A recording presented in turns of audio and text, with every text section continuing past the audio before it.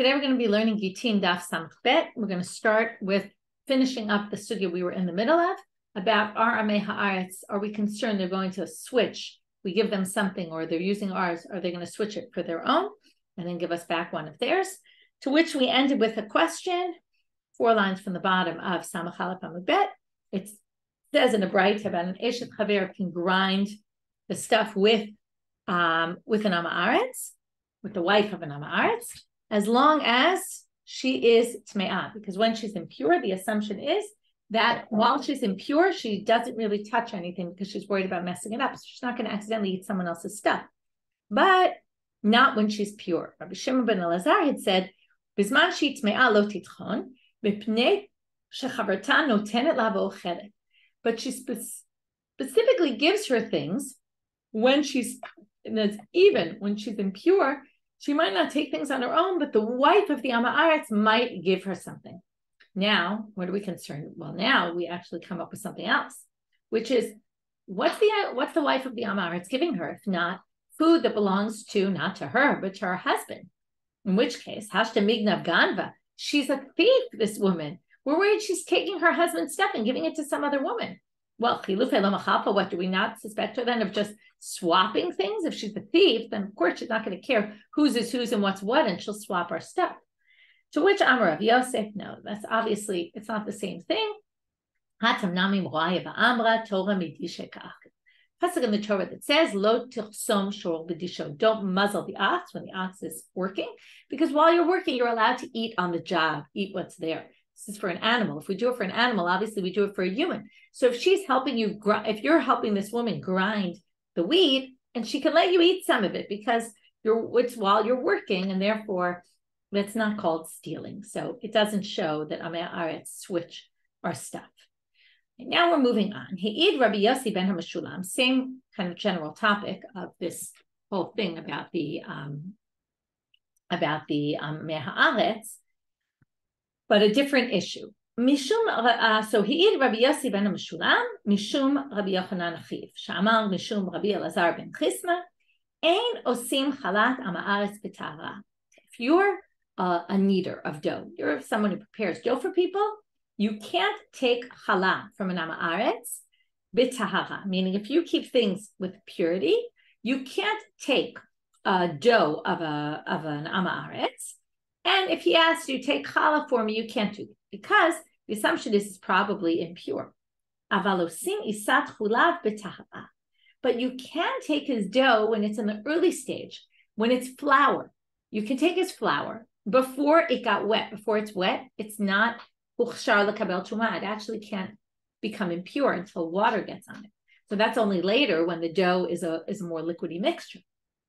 So now when you add liquidy things to the dough, so you can take the dough when it's at an early stage, when it's pure, v'notel himena kedei challah, and then you can go through the kneading process, prepare the dough, keep it all in a level of purity. These are types of baskets which are not typically used. When he comes, he can take both, meaning the challah and the other one, and the dough, and we don't have to worry that he's going to make it impure. We don't really understand this whole thing yet. We're going to just continue on and understand it later. Likewise,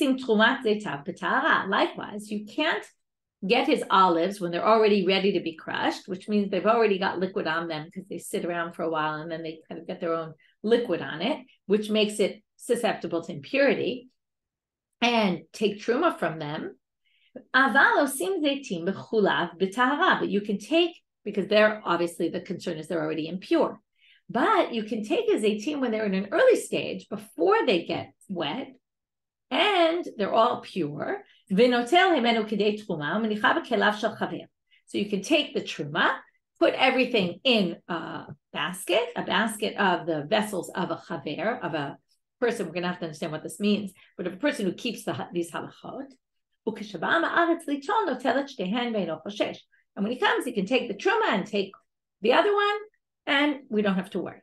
So now we have to understand this whole thing. Now, what is even this question asking? So Rashi says, Tamamai means why did the rabbis allow us to be lenient about the truma and not worried that maybe they're going to touch it and make it impure? Or the challah, why aren't we worried? So Rabbi Yochanan, mishum kedei chayav de gabal mishum kedei chayav de badat. It's because of their livelihood. That if we don't allow this, then these guys aren't going to have work. And we have to make sure that they can make a living. So we allow them to do this, even though there might be somewhat of a concern. That's Rashi's explanation. But the Ramban, the Rashba, the Ritva, they all have a very different explanation, which I think is very interesting and really actually very relevant, which is they say, what's the reason why we actually don't allow you to take truma from their more finity, their produce at a later stage, and while we do let you at an earlier stage? And the question is more, why don't we allow? Why do we forbid you? And the reason they forbid it, this is a fascinating creative explanation. The reason why they don't let them give it to you at a later stage to just take the truma or take the challah, but they actually have to give it to you at an earlier stage, is that so that they have jobs. That this is like AI, right? And the big problem that AI is going to eliminate tons of jobs. That if they know that they can make the dough themselves and just bring it to you to do the truma, you're not going to make a lot of money doing that. We need to make sure these people make money. So therefore, the halacha requires the Amaretz to bring it to you at an earlier stage. You basically say, oh, sorry, I can't do that. And if you say, I can't do that, well, then they'll bring it to you at an early, you say, I could do it as long as you bring it to me earlier. And then they're going to have to pay more money for that, which is a fascinating creative explanation and really a very relevant one about in terms of keeping jobs for people, even if it's not necessarily necessary. So anyway, a very interesting explanation. Utsricha. So now the Gemara says, and by the way, this is all needed. Why is this needed? Well, the Iyashmina, why do you need to tell us both the case of the dough kneader and the case of the person who works in the olive press? Iyashmina Gabal, which is the guy who needs the dough, Mishum Delo Nafish Agre. He really makes no money. So because of that, we have to do things to help him, right? He makes very little money. Aval Badad, Nafish Agre, Emalo, but you might have thought, but the person who works in the olive press actually makes a decent amount of money for doing it. So maybe they're not in such bad shape.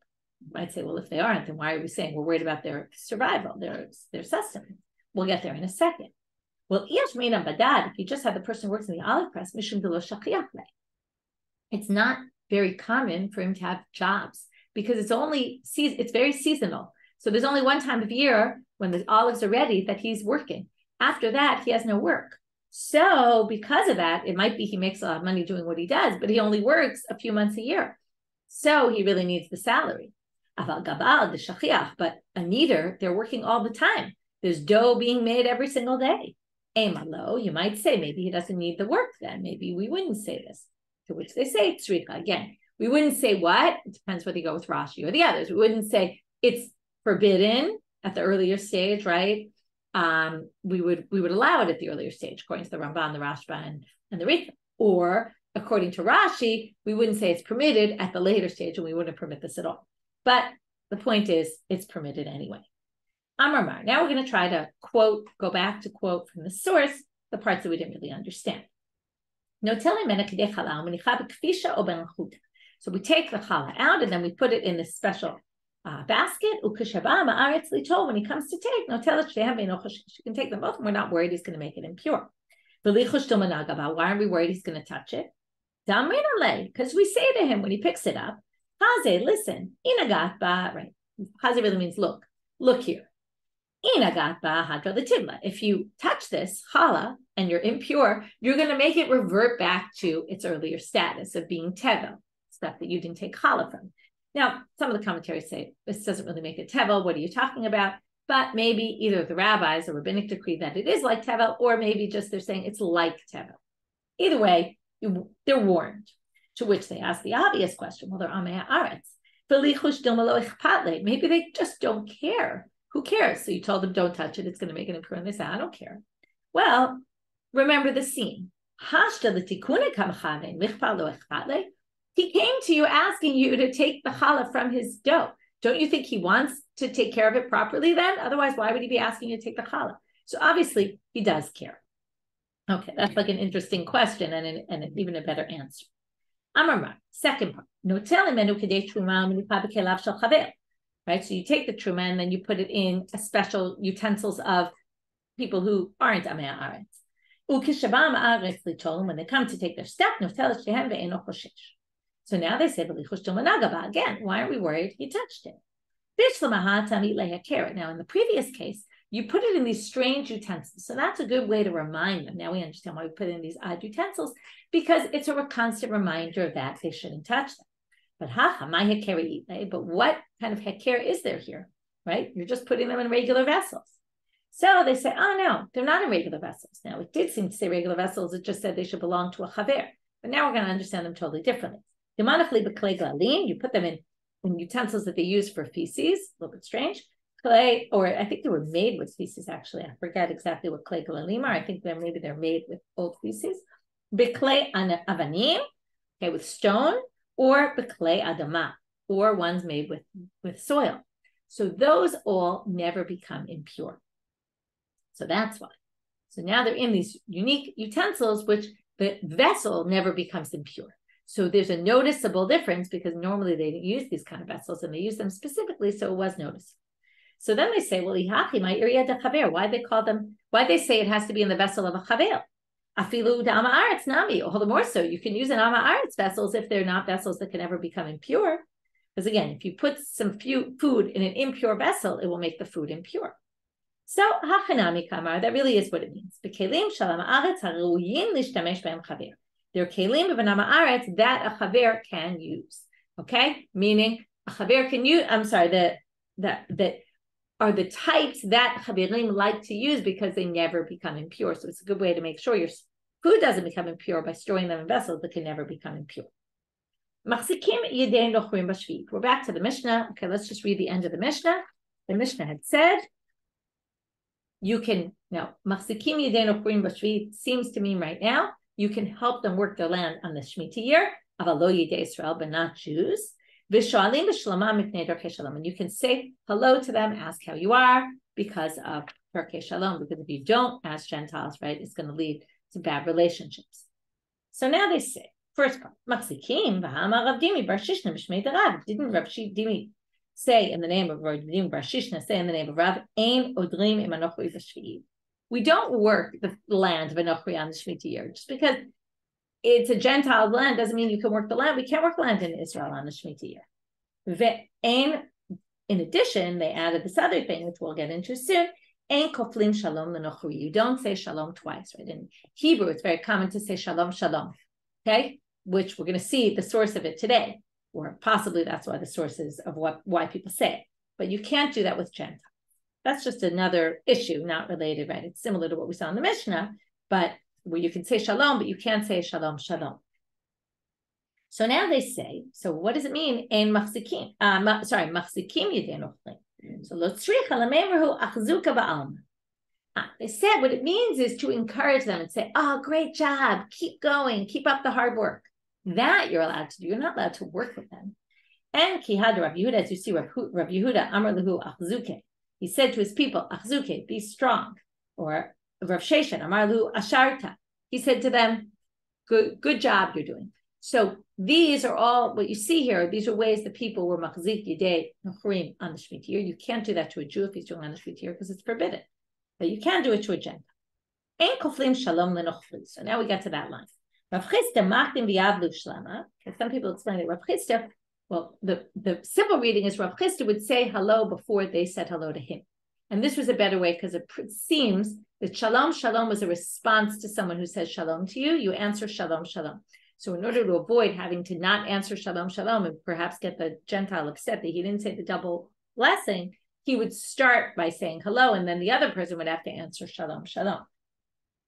Rav Kahana amar lehu shalom alamar. He would say shalom to so-and-so, or shalom to, my master, or something like that, with a word of respect to show that I show respect for you, even if I'm not saying shalom, shalom. It's a different word that shows respect. V'shalim bishlamam. So now they say, right, you can ask how they're doing. So they say, why did the Mishnah need to tell us this? And if you can cheer them on when they're working, shalim bishlamam, what do we need to say that you can ask them how you're doing? Of course you can. What he's trying to tell you is on their holidays. Even on their holidays, you could say, how are you? Because they might say, oh, wow, look how nicely that you greeted me. And then they go thank their gods. and that will be like we're worshiping idols kind of thing, nor we're causing idol worship, no, you're allowed to do it then. Ditanya, as it says in a Braita, Lo yikanes adam lebeito shel havei kochavim biyom edo v'yitain lo shalom. Don't go into a Gentile's house on the day of their holiday and say hello to them. But mitzvah shuk, if you see him in the shuk and you have to say hello, right? Don't initiate. But if you see him in the shuk, noten lo b'sapar rafa u'b'koved rosh. You can speak in a soft voice and with your head down, like don't say an excited, "Hey, how you doing? Happy holiday." It's interesting, right? People do this all the time nowadays. Happy holidays. It's a good question how we do this in light of this Gemara. Okay, next, Rav Huna and Rav Chisda Havuyah. So Rav Huna and Rav Chisda, we're going to see a story about them. They're sitting. Chalip Adel Geneva. Geneva passes by. Now, Geneva is a bit of a controversial character. We saw him in the beginning of the Masechet. There's a famous story with him and Mar Ukva where he was really being not nice to Mar Ukva. That came in Brachot, I think, or I don't know, sometime a long time ago we saw. In any case, he was a bit of a controversial character. But he was a big Talmid Chacham. So, Amar lecha lechavre neku mikamei to Bar Oyanu. Look, Geneva is coming. Let's stand before him. He's a really important person. He's a Ben Torah. Amar lo umakame palgana nikum. What, you want to stand up before someone who's a Baal Machloket? He's a guy who's always argumentative. What, we're going to give him respect? So in the meantime, Geneva shows up. Amar lehu, he says to Rav Chisda Rav Huna, Shlama alaychu malki. He says, shalom aleichem malki, my king. Shlama alaychu malki. He says shalom twice to them, right? Peace to the king, peace to the king. So they start, interesting, it's almost like maybe they didn't want to say shalom to him, so they don't respond with shalom, they just start asking him questions. It was a way to avoid kind of saying shalom to him, I don't know, not clear. But they say to him, how do you know that, why are you calling us kings? Amar lahu dechtiv b'malachim yimlochu, pasuk in Mishlei, v'roznim yafokekut tzedek, which seems to be talking about the wise people. So the wise people you see are like kings. So then they say, well, why are you doubling the blessing for kings? Let's assume we're kings, but why are you doubling the blessing? Amar lahu, and this is probably why the sugya is here, because it's talking about double blessing. Amar lahu de'amar Rav Yehuda Amarav minayin shekoflim shalom lemelech shene'emar. Where we get it from? Rav Yehuda says in the name of Rav. It says v'ruach lavshat Amasai Rosh Hashanah. This is when David was running away from Shaul, and it says Amasai came to David and he said to him, Shalom shalom lecha v'shalom le'ozrecha. Okay, they said shalom shalom to David. So what do you see here? Double blessing to the king. Amrulei litomar media. They said, why don't you sit down and eat with us?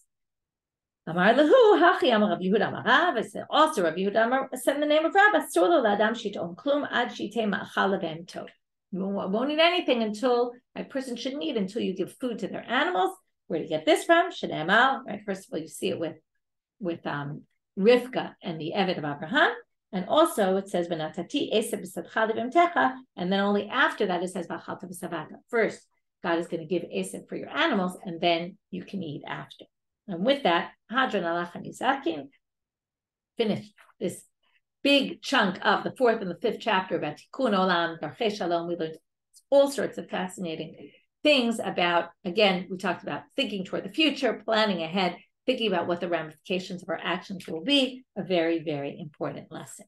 Okay, why, just one last thing, why Geneva didn't want to eat and what he was doing, it sounds like he was also being a little contentious, like saying, why don't you offer my animals food first? It was almost like a little argumentative, right? It was kind of almost like looking for an invitation, feed my animals. Okay, with that, we're going to start the 6th parak back to really where we left off in the beginning of the 4th chapter. We were talking about giving a get to a wife, and as soon as the get gets to her or the shaliach, we said it's a get, remember? But before it gets to her, it's not a get. So now we're going to go back to, and there was hashalech get, right? It's all about shlichut. Now we're going to talk again about messengers and appointing of messengers. If he says to a messenger, the husband, accept this get for my wife, or take this get to my wife, at any stage he can change his mind. Why is that? Well, first of all, accept this get for my wife, he can't do that, only till it gets to the woman's hands, sit accept it, because remember, we can't, only the woman has to get the get in her hands, and the husband cannot appoint, let's just go through the rules again, the husband can only appoint a shaliach laholacha, the shaliach to bring the get, And the woman can only appoint a shaliach lekabbalah, to accept the get. So if he says either hitkabel gets it, accept this get for my wife, or take this get to my wife, either way, what he really means to say is bring this get to my wife. And until the get gets to her, he can always change his mind, because the get is not a get until it gets to her. But Aisha Shamra, hitkabel li giti, if she says, accept this get for me, then im ratza lachzor, lo yachzor. Once the shaliach, she makes the shaliach lekabbalah, the messenger is to accept the get. As soon as the messenger gets the get, he's operating in place of the woman, and he receives the get. Lefichach, therefore, im amar lo habal, if the husband said to the messenger, the woman said to the messenger, go get my get. He shows up at the door of the husband, and the husband says, I'm not willing to let you have this get. I'm not willing to have you accept the get on her behalf. It's very nice she made you a shaliach lekabbalah. But the fact is, I'm the man. The man gets to decide. If I don't want to give this get, I don't have to give it. So my will is, and his will is what's important, ela holech v'tein. You have to give it to her, and she'll accept it. You can't be a shaliach lekabbalah, basically. Okay? So if that case, his word is true. Im ratza lachzor yachzor. He can change his mind until the get gets to the woman, again, because he gets to decide. And if he doesn't want, and he can't make a shaliach lekabbalah, but he can deny the shaliach lekabbalah the right to accept the get on behalf of the woman. He only wants the get to be a get when it gets to his wife's hands. Rabban Shimon ben Gamliel Omer, back to the woman, Apa omeret toli giti. She doesn't only have to say the word hitkabel giti. If she says, take from me my get, it's the same thing as accept from me my get. It means the same thing, and therefore, we want to change his mind, he could. So now the Gemara starts off. Our main sugya is going to be, the wording in the Mishnah is holech getzel ishti. Is holech like saying, okay, holech sounds like go bring this get to her, which means it's not going to be a get till it gets to her. So that makes sense, because he's a shaliach laholacha. What if the woman appointed a get to accept it from this person? Now, could we say, or let's say she says that shaliach is going to be my shaliach lekabbalah. So the husband says, go give it to her. And the wife says, go accept it on my behalf. Can he accept it? Okay. Now, what's the question? Because the husband said, go bring it. Did he mean only till it actually gets to my wife, and I'm not giving it to you to accept on her behalf? Or do we say, and that's to say, holech lav kezachidami. It's not, the word holech does not mean accept it. The word holech means go bring it to her. Or is holech kezachidami? Or is the word holech, is it used also as accept this on her behalf, which means that if he becomes a shaliach lekabbalah of the woman, he can actually accept it. So now we're going to try to derive this from our Mishnah. So Rav Acha Bered Rav Avia says to Rav Ashi, we're going to have 3 attempts from our Mishnah to get to the fact that maybe holech is kezachidami. And each time we're going to reject it. And in the end, it seems like holech is not kezach. Tama de lo shaviti ihi shaliach lekabbalah. It sounds like in the first case, it doesn't work because she didn't make the shaliach lekabbalah. And that's why if he says, accept the get on my behalf, accept the get for her, or take the get to her, either way, it's not a get until it gets to her. But hashavite ihi shaliach lekabbalah, but if she herself, as I just said a minute ago, if she had said to that shaliach, who the husband said, go bring it, and she made the shaliach lekabbalah, ratzah lachzor lo yachzor, shma mina, right? So it sounds like if he wanted to change his mind, he wouldn't be able to. So from there you can infer, in other words, this is just an inference from the Mishnah, because it didn't talk about this case. But shma mina, holech kezachidami, from here you could see, holech would be also acquire it. That would be enough. And it wouldn't mean, again, the simple reading of holech is go bring it to her, and until it gets to her, it's not a get. I want it to reach my wife. But maybe it doesn't. Maybe it's saying you can acquire it on her behalf. To which the Gemara says, lo olam emelacha holech lav kezachidami. Really? Holech is not like kezachid. V'tkabel get li ishti itzri chale. What the real chiddush in this Mishnah is, and why we're not deriving anything, what we're really deriving from this Mishnah is the following. From this case, hitkabel get li ishti is what they really were telling you. The chiddush is that when you say hitkabel, you might have thought, now hitkabel is the lashon of be a shaliach kabbalah. Now the husband can't make a shaliach kabbalah. So maybe you would think that what? Salkadat Hakamina, you would say, Ho'il ubal lav bar shivuya shaliach lekabbalahu. A husband is not capable of becoming a shaliach lekabbalah. appointing a shaliach lekabbalah. So maybe you would think this language of be a shaliach to accept the get on her behalf is meaningless. He actually didn't even make him a shaliach l'halacha because he tried to make him a shaliach kabbalah, and the husband doesn't have rights to do that. So maybe it's nothing. Kamash malan. From here we learn that hitkabel veholech kamar. When you say hitkabel, what you meant is accept it from me and bring it to her. And you didn't mean I'm making you a shaliach to accept the get on her behalf. In which case you could say, this isn't teaching us anything about holech kizachidami. It's just saying hitkabel and holech are really one and the same. Tanan, next attempt to prove it from our Mishnah.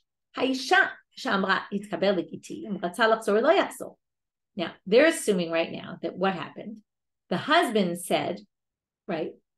Husband said either my love lo shna akabala lo shna halacha. We're assuming that this refers back to case number one, and it's saying if the husband said to a messenger, accept this get, or go walk this get to her, and she appointed a shaliach l'kabbalah, it doesn't matter what he did as long as she said shaliach l'kabbalah. As soon as the witness, as soon as the shaliach gets it, it's a get.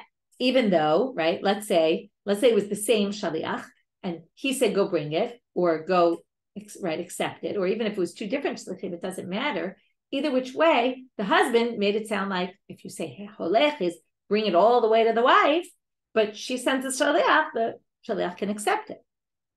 And it didn't talk about what the husband said, so we assume either which wording the husband used, even if he didn't say accept this, right? Even holech really means accept it, acquire it on her behalf. So which the Gemara says, no, who's to say that it's lo shna holacha, lo shna kabbalah? A kabbalah, maybe it's really only talking about kabbalah. Okay, in which case it didn't teach us anything about holacha, which is what we were looking for. Again, holacha is to walk it to her, right? Bring it to her. Tashma, third source from, again, our Mishnah, third proof. Attempt to prove that holech kezachidami, but in the end we won't be able to prove. Lefichach, im amar lo habal, efshi shetikabela, if he says to the husband, if the husband says to the shaliach, I will not let you accept this on her behalf. Ela, holech v'tein, but I want you to go all the way over there and give it to her. Im ratzah lachzor yachzor, right? It's not a get till he gets it. But Tama, it seems very clear here, the whole reason is because he says, I'm not allowing this. Halo amar yefshi, but if he didn't say, I'm not allowing this, it would sound like im ratzah lachzor lo yachzor. Sounds like it would be a done deal. So this sounds like if he just said holech, it would work. It's only because he says, I do not want you to be a shaliach l'kabbalah, but anything less than that should work. Shma mina holech kezachidami. To which they answer, all of a sudden, we're going to drop in this big word, dilma behela. Maybe that case was talking about not holech, but helach. What is helach? Helach is, here it is. Here is your get.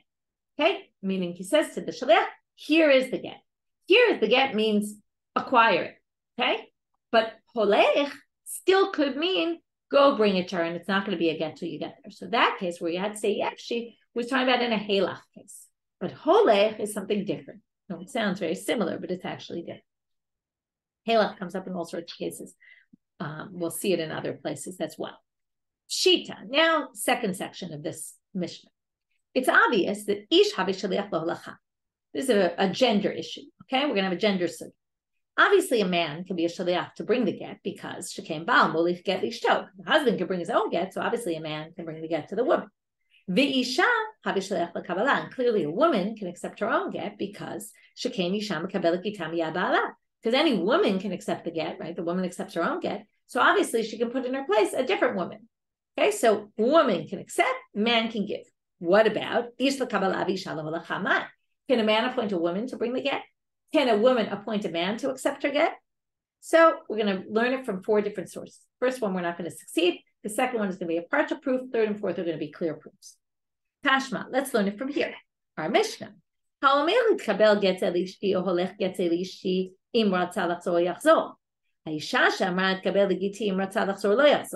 go through the two cases again. He says, accept the get for my wife, or bring this get to my wife. It's not a get until she gets it. He can change his mind. But if the woman, right now they're understanding, if the woman said to that same shaliach that hitkabel ligiti, accept the get for me, then basically if he wants to change his mind, he can't, right? Because the get is a good get. So this sounds like the same shaliach could be both, which means if his could be a man and hers could be a woman, then the reverse would be true as well, right? Hers could be a woman, his can be a woman and hers can be a man. So my la b'chad shaliach u'shma mina kasher l'kabbalah kasher l'holacha. It sounds like whoever could do kabbalah can also do holacha. To which they answer, lo b'shnei shluchim. Now you could understand the Mishnah as being two different witnesses and messengers, in which case it could be his is a man only and hers is a woman only. Case number 2, Ashma, also from our Mishnah. Lefichach im amar lo habal I efshi shetekabela. I won't allow you to accept this get. Ela holech v'tein la, but you have to actually bring her the get. It's not a get until it gets there. Right? This is a continuation of the previous case. If the woman said, accept the get on my behalf, and the husband comes along and says, I'm not willing to let you be a shaliach, to accept it. I want the get to go. I want it to only be a get when it gets to my wife. He has all the rights to do that. So now what do you see here? It's the same shaliach who's operating both. She appointed him to be a shaliach kabbalah, but the husband said, no, be my shaliach holacha. And right, if the woman could appoint a woman, then this would be, right, the husband also can make that woman his shaliach holacha, right? Ushma mina kasher l'kabbalah, kasher l'holacha. To which they answer, pshot minei, even though you can prove from here that one shaliach could be both, but it could be ish havi shaliach l'kabbalah. It could be you can only learn from here, though, that both can be men and not that both can be women. Why? Right? Even though the woman might be able to appoint a woman, it doesn't mean that that woman can also be a shaliach l'holacha. Why? Because we have further proof for that somewhere else, which is shekain av mekabel get libito ktana. A father can accept a get on behalf of his minor daughter. So here you have a case where a man can accept a get on behalf of a woman. He can be like a shaliach. It's not exactly shlichut. It's a good question, but you do see a precedent of a man accepting a get for a woman. So maybe only men. But isha l'holacha tibayla. But we're still going to have a question. Can a man make a woman a shaliach to bring the get? Now, the reason why they obviously, that one's more obvious than the other, besides the fact that they have this precedent of the father, it's also just what you say, ma'asim b'chol yom. They look around and they see very few women were being messengers. Now, this is something that we talked about in Nazir, right? Like usually you think of a Nazir, you think of a man Nazir, okay? For no good reason, because the Torah says, ish o isha, and it's very clear, okay? And it's always like the famous joke, you know, can a woman be a Nazir? And they think, well, what do you mean? It says so in the pasuk. It's just, people aren't used to seeing it, right? This is the whole thing about gender sensitivity and stuff, right? You're just not used to seeing, right? When I was growing up, it was much more rare that there were female doctors. So, you know, people always say doctor, and they would always have a male image in their head. Now, thank God, everything's shifted. And, you know, I don't even know if it's true, but maybe there's even more women doctors than male doctors. But either which way, there's definitely a huge number of female doctors, and people don't have that bias anymore. They do in some places, I don't know, but much less than, you know, when I was growing up. So the reason why it seems so clear to them is obviously we're talking about men shlichim, right? The question is women. But just wait, because my Torah answers. So that Amar of Mary Tashma, says, let's learn from here. And this is, again, that's why I said the Nazir case, because it's totally obvious. Now, not from a pasuk in the Torah, but the answer is totally obvious from an explicit Mishnah. What did we learn in two parts of an explicit Mishnah?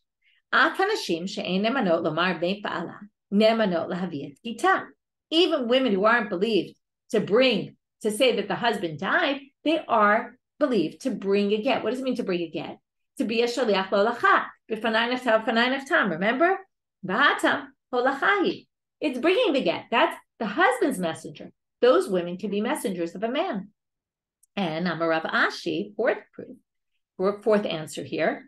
Miseifa namishma mina. Also from the end of that Mishnah, the Katani Seifa, Haisha atzma meviat gita. The woman can even bring her own get as long as she says b'fanai nechtav or b'fanai nechtam. So what do you see here? That, right, this is all in Daf Kaf Gimel, Amud Bet, in the Mishnah there, that women can clearly be messengers to bring a get. So there you have it. Women can be messengers to bring for the man, and men can be messengers for the woman. That's your answer. Okay. And by the way, it says here, and that Mishnah was explained to be talking about clearly about holacha, and therefore we can have our answer. And now we're going to start a big machloket. This is a very central sugya. It comes up also in Parak HaSocher Omnim, which is somebody hires someone and there's a middleman in the middle. And this is going to be talking about when the middleman, and this gets quoted there, when the middle person, gender sensitivity, middle person, right? The person who's the messenger, really in this case, is going to misquote the person who they're representing. Okay. And then when the other person, there's going to be three people here. Okay, Socher to Omnim, it's with someone who's hiring someone to do a job, and there's a middle person in the middle, negotiating. And the middle person doesn't quote correctly what the original person said. And then the second person, the third person is going to say, well, do whatever they said. Now, the question is, when they said whatever they said, did they mean what the messenger quoted them as saying and what they heard the person said, or what the person actually said? And then we're going to start with the case of a get here. Okay, well, we're bringing a case of a get here, and this case is quoted there in that chapter. Okay, so now we're going to get to the case. Haveli Gittin. She says to a messenger, go get my get from my husband. Okay, that's called the shaliach lekabbalah, right? Bring me my get. Bring me my get means you be a shaliach laholacha.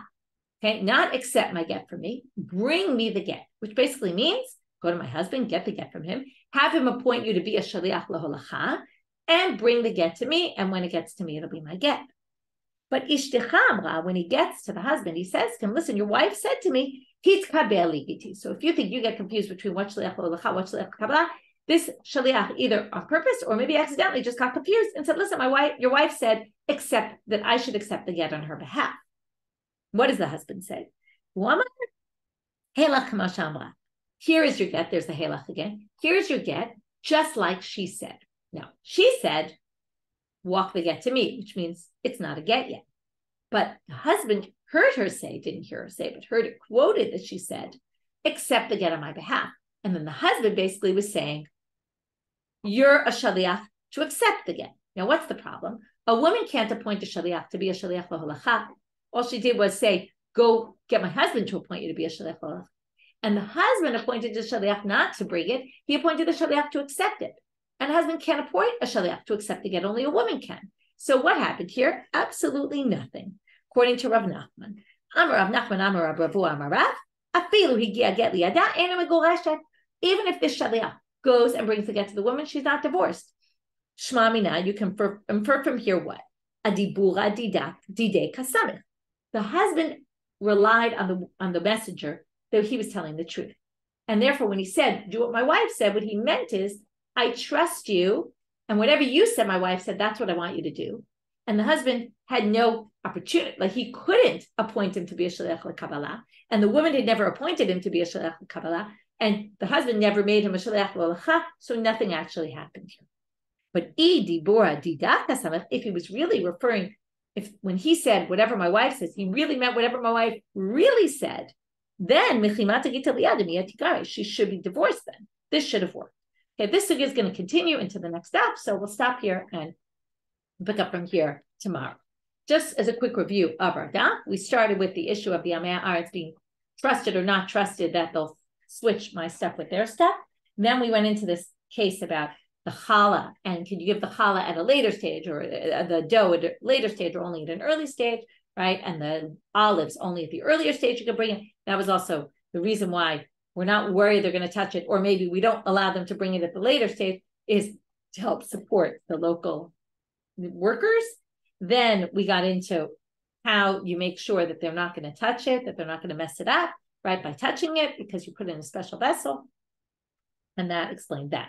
Then we got to the machzikim yedei nocholim. We can help them, right? Which really just means say rah, rah, hooray, hooray, cheer them on. You're not supposed to say, you can say shalom to Gentiles, but you're not supposed to say shalom, shalom. What's the problem with saying shalom? Well, it must be on their holidays. And there's concern a bit relating to avodah zarah, idol worship, but we allow it anyway. And then we talked about the double language of shalom, shalom, and where that comes from. And we had the story with Geneva. Then we got into this whole language of the husband making a shaliach laholacha, the wife making a shaliach kabbalah, what language they use, what the language means, is holech kezachei dami or not. We had a whole thing about that, where in the end we proved, you can't really prove it from our Mishnah. Then we had, can a man and a woman both be shaliach, either shaliach? And we proved, yes, they can both operate as both shlichim. And then we ended with this weird case about the messenger messing up what the woman said, and then each one not really right? One trying to make a shaliach l'olachan, the other trying to make a shaliach kabbalah. They were the wrong ones, and nothing actually ended up happening. And the question was really, when he says, do what my wife said, did he mean what the shaliach said my wife said, or did he mean what my wife actually said? And Rav Nachman has said in the name of Rav that it's really what the shaliach said, that he trusted the shaliach, he was telling the truth, and what he really meant was, I want to do what you said my wife said. Okay, with that, we'll finish for today. Have a great day, everyone.